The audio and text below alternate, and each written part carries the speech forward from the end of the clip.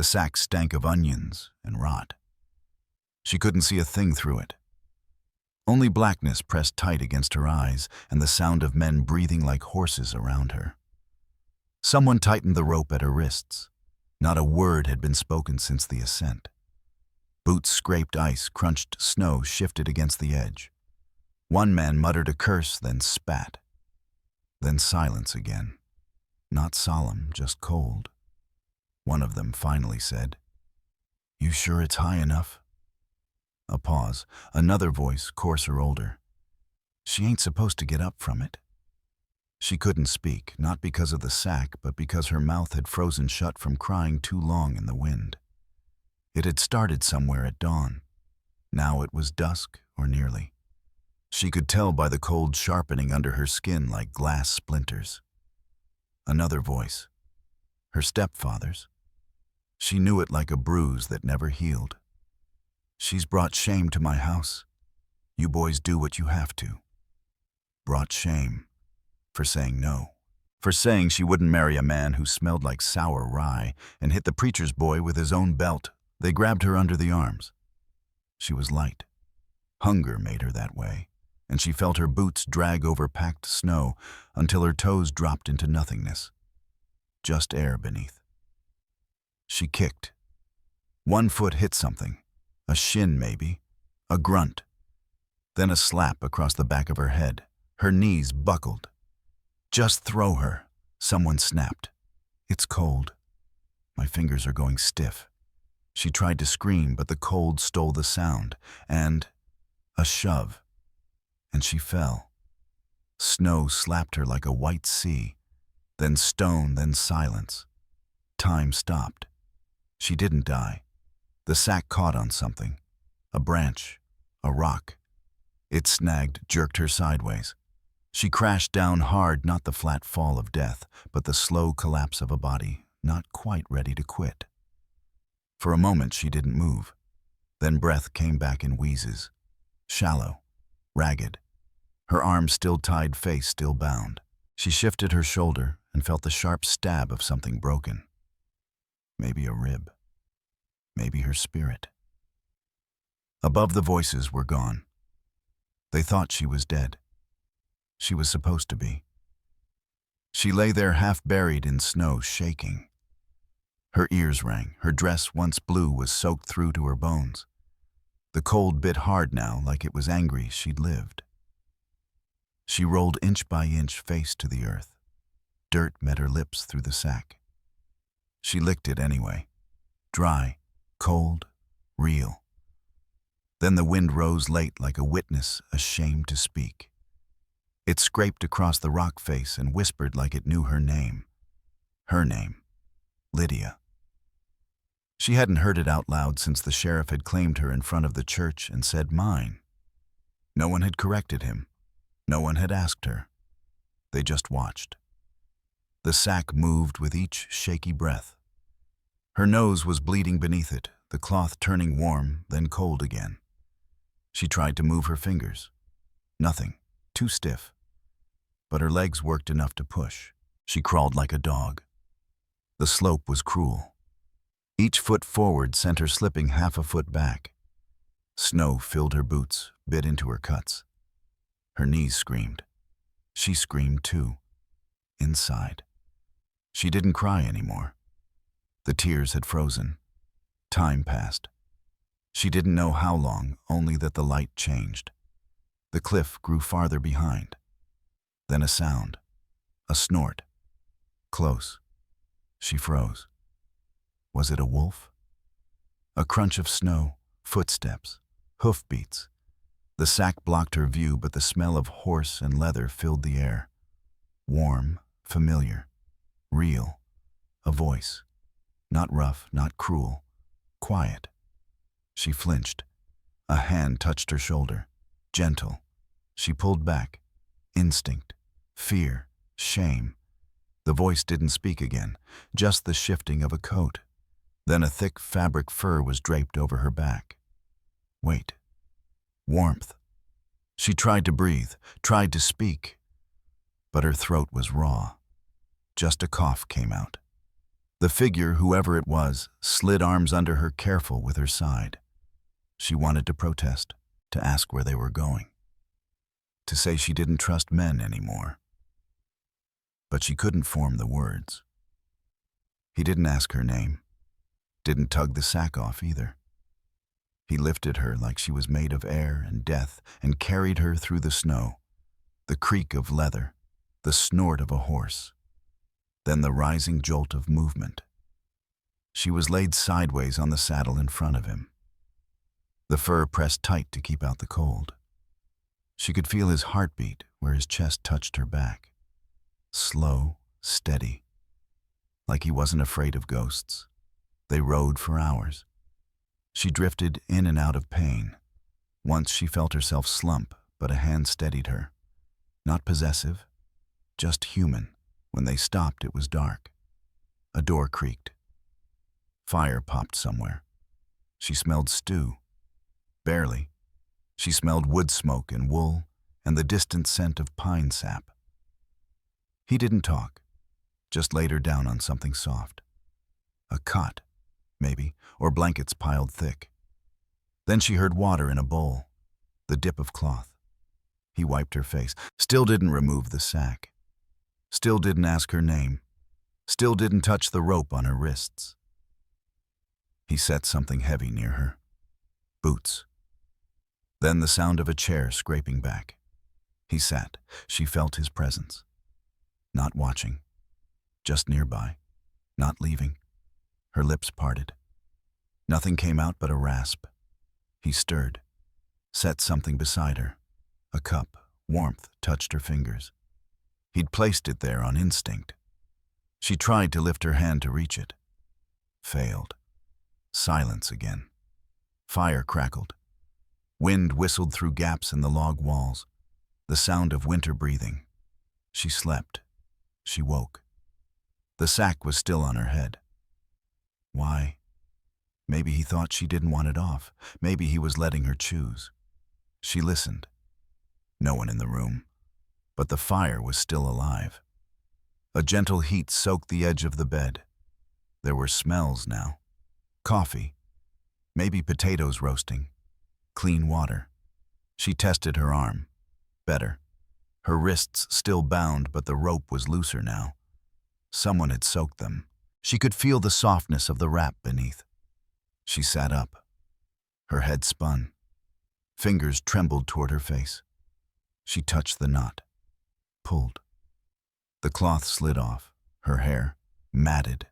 Her face, streaked with dried blood and bruises. But she could see. A small cabin. Simple. Clean. Warm. The chair where the man had sat still had an impression in it. Boots near the fire. No hat on the peg. He'd gone outside. But not far. She crawled toward the pot near the fire. Touched the iron with her knuckles. Warm. Safe. In the corner sat a folded blanket. Thick. Worn. And on top, a yellow glove. Woman's size. Frayed at the fingers. Something in her cracked. She didn't cry, but she felt the tears trying to come.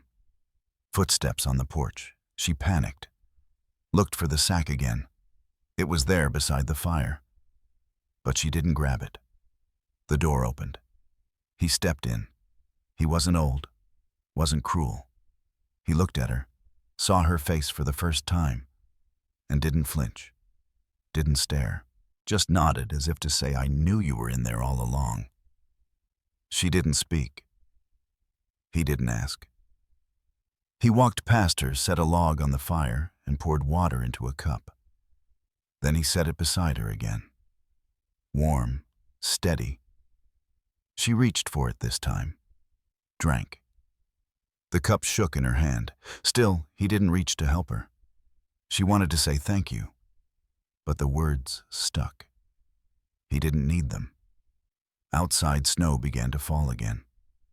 But this time it sounded soft, almost like silence being mended.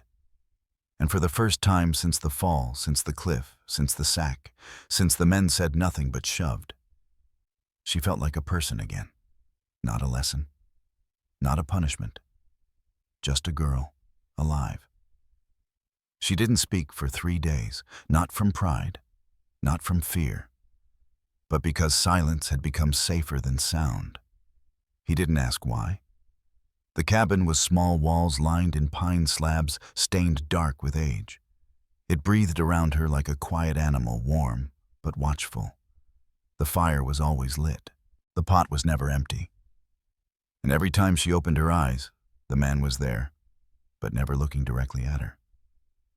He moved with the steadiness of someone used to tending things that could break. She learned the rhythm of him. Before dawn, he'd split wood. Mid-morning, he'd saddle the horse and disappear into the snow-blown hills. By noon, he'd be back with rabbits or jerky never bloodied, never loud. He walked like someone who knew how to survive winters longer than most men lived. The first time she tried to stand, her knees buckled. He caught her not with arms, but with a chair he slid beneath her just in time. She hated that she flinched when his hand came near. He noticed, and didn't try again. Her name hadn't been spoken aloud since they threw her. She held it like a secret under her tongue, too bitter to say. But he never pressed. He'd offer her a slice of bread, a tin of beans, and nod like that was enough of a conversation. The third night she sat beside the fire while he stitched a torn saddlebag. His fingers worked slowly, scarred and sure. The light cast half his face in gold, the other half in shadow. That was when she asked, "What's this place?" He didn't look up.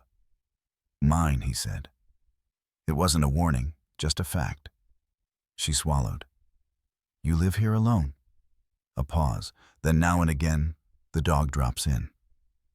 She blinked, surprised, then realized he wasn't joking. There was no dog. Not anymore. He looked up at her, his eyes dark, unreadable.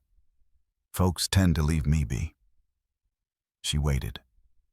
But he didn't offer more. She didn't push. It was the first real conversation they'd had, and it ended just like that. Still, it made the cabin feel less like a stranger's house and more like a waiting room for whatever came next. On the fourth day, she looked at her reflection in a pan of melted snow. The bruises had started to fade, turning yellow like spoiled fruit. Her lip was split. Her eye had gone back to white, but her hair was still tangled, and she still looked like a girl who'd been thrown off a cliff and forgotten. She found a pair of old shears in a drawer and cut it all off, chopped it near the scalp, uneven and brutal. She did it in the cold, behind the cabin snow, up to her ankles. He saw her when she came in, didn't say a word. But later she found a comb left beside the folded blanket. The tension between them shifted after that. Not softened, but clarified like ice melted down and cooled again. They were two people carrying different kinds of silence, and neither of them tried to trade it in for words. On the fifth day, she stepped outside and found the world hadn't ended. The hills were still white and wide. Pine trees stood like sentries. Somewhere in the distance, a coyote howled.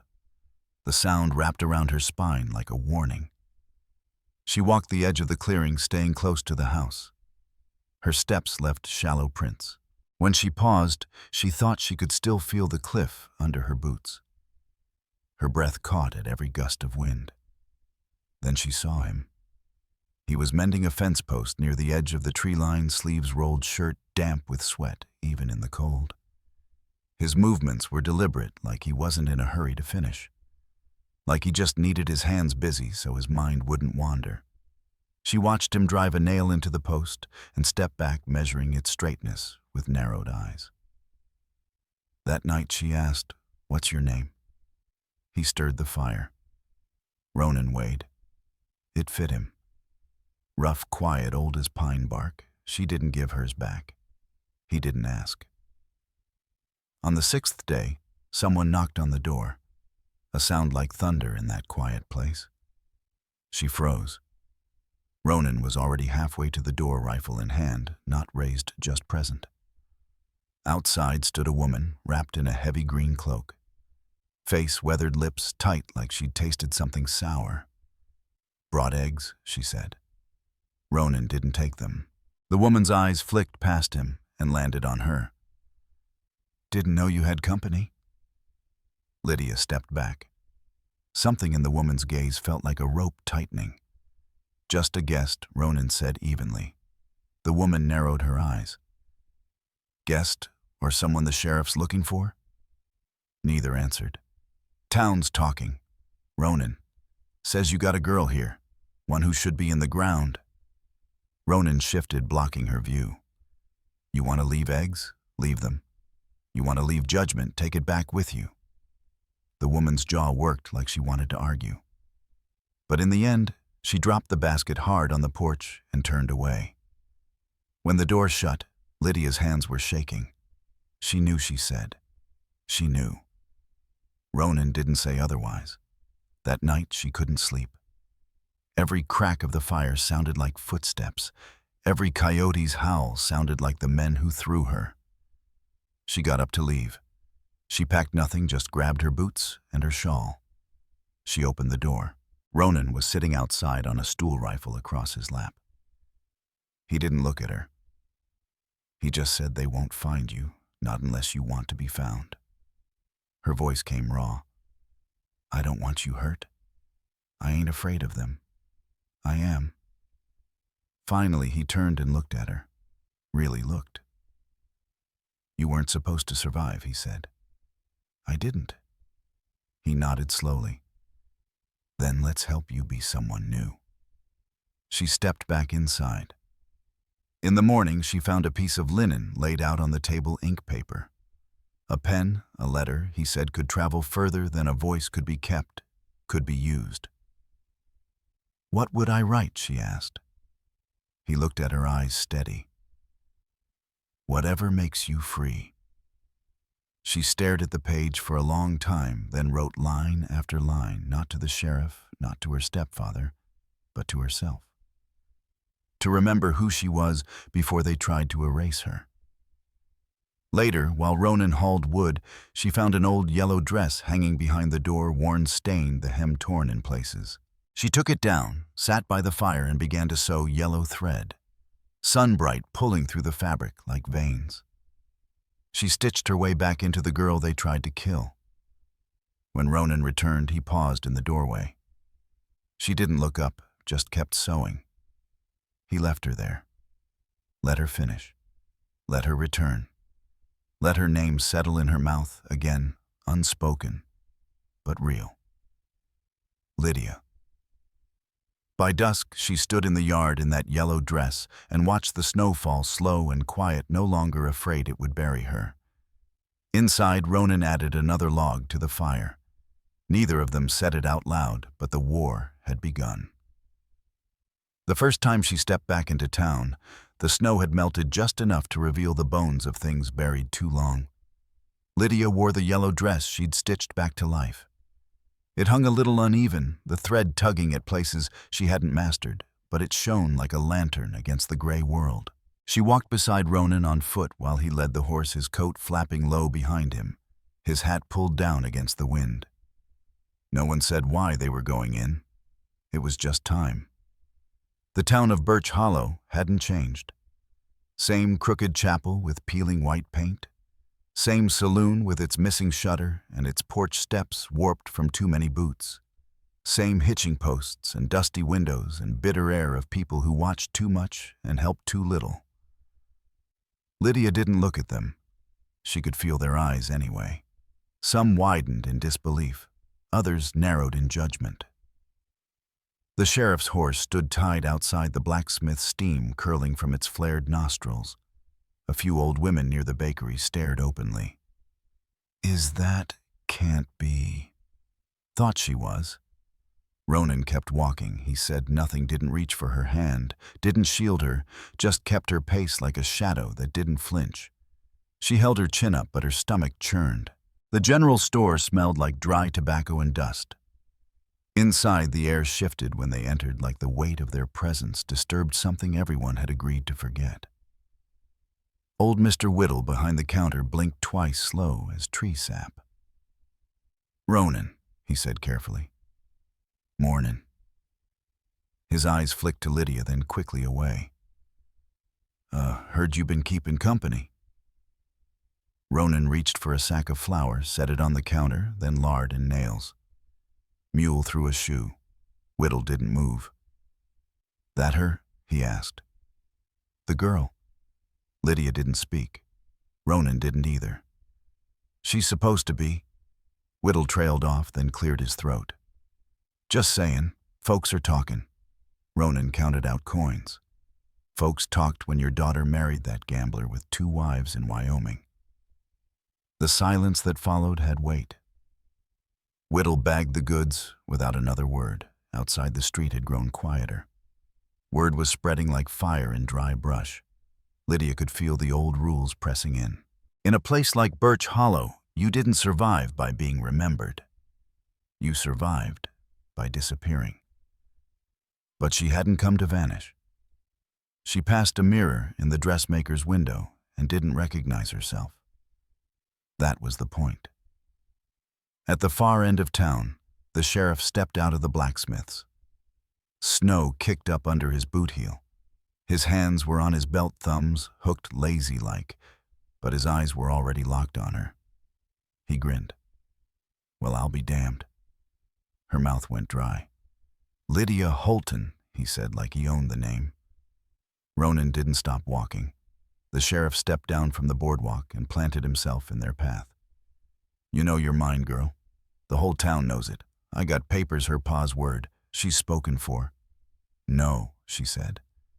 It came out like smoke, thin but burning. He raised an eyebrow. "What's that?" I said. "No." He laughed. "Don't matter if you said yes or no. The law's on my side. You were bought and promised. That makes you my wife, or soon enough. I was tied up and thrown off a cliff." "Don't know what you're talking about." Ronan shifted. 1 step, no gun drawn, just quiet movement. Sheriff studied him. "You looking to fight over this?" "No," Ronan said. "I'm just listening to her." The crowd had started to form. Tight-lipped men, curious women, a few wide-eyed children who didn't understand why the grown-ups suddenly looked nervous. "I got half a mind to bring charges." The sheriff snapped. "Harboring a fugitive." "She ain't a fugitive," came a voice from the side. Mrs. Godwin stood on the porch of the Apothecary Arms, crossed over her shawl. Her face was tight, unreadable. The sheriff sneered. "And how would you know?" She showed up with bruises around her wrists. Marks of rope. "No one does that to themselves." She ran. "Maybe she did," said Mrs. Godwin. "Maybe she had cause." More murmurs. Sheriff's jaw twitched.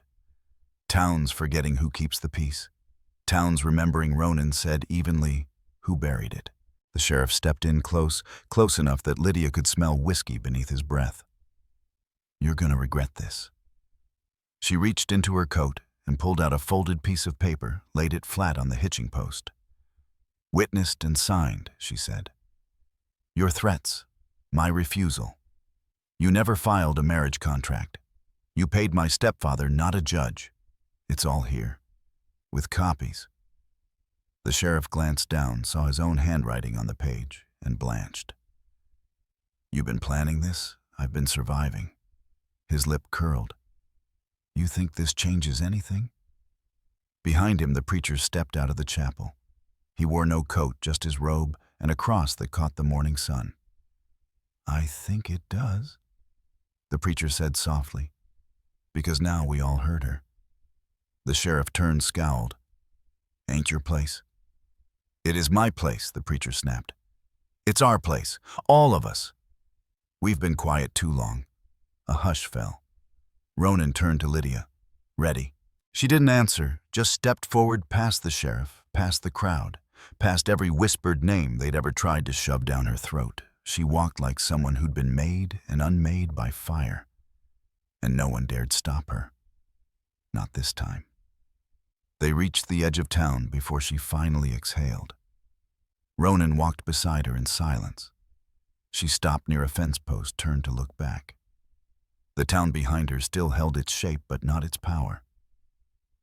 I used to think I'd never come back, she said. Ronan nodded.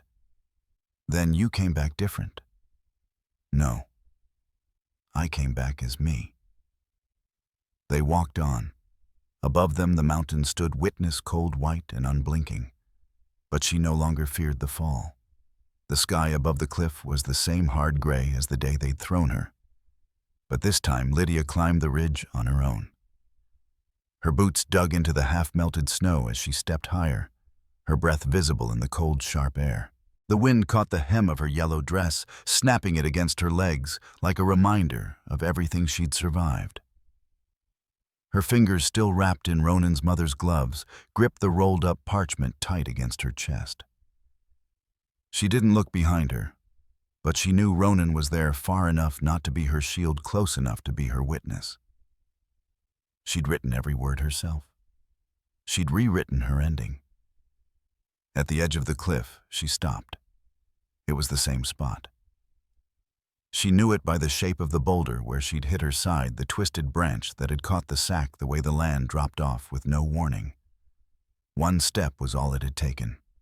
One push. This time there would be no falling. She unrolled the parchment and pinned it down on the rock with a stone. A single wind tugged at the corner like the mountain wanted to read it. She turned and they were there. The sheriff, 2 deputies, and her stepfather trailing behind them like a ghost with skin. They hadn't been invited, but someone in town must have told. She saw the sheriff's hand drift to the revolver at his side. Not a draw, just a threat wrapped in habit. "Well," he said, smiling without mirth. "Ain't this poetic?" She didn't answer. The deputies flanked him like shadows, eyes darting between her and the document pinned to the stone. Her stepfather hung back, eyes on the ground, as if even now he couldn't look at the girl he'd sold. "You know what this looks like?" The sheriff continued. "Trespass. Interference with lawful marriage." There was no marriage, Lydia said loud enough for the wind to carry. "You think scribbling words on paper changes that?" She pointed to the page signed by Reverend Cotter, witnessed by 2 townsfolk, and delivered to the judge in Redwater. "The only thing you ever had was a bribe to my father and a rope around my hands." The sheriff took a slow step forward. "You think you're something now, parading around in that ragged dress like some saint." "I think I lived," she said, "and that bothers you." He stopped. "You should have stayed gone." "I tried to, but then I realized the fall didn't kill me.